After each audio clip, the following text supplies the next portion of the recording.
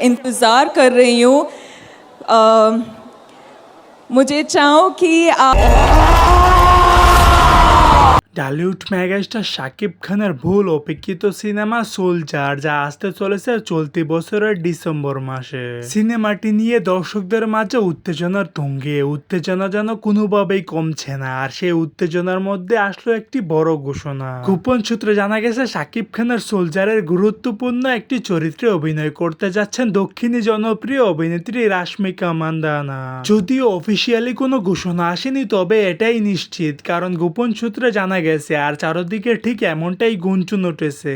Soldier হতে যাচ্ছে শাকিব খানের কেরিয়ারে বড় একটি টার্নিং পয়েন্ট। আর সেই টার্নিং পয়েন্টের মধ্যে যদি রাশমিকা মান্দানা যুক্ত হয়, তাহলে তো পুরোই জমে ক্ষীর হয়ে যাবে।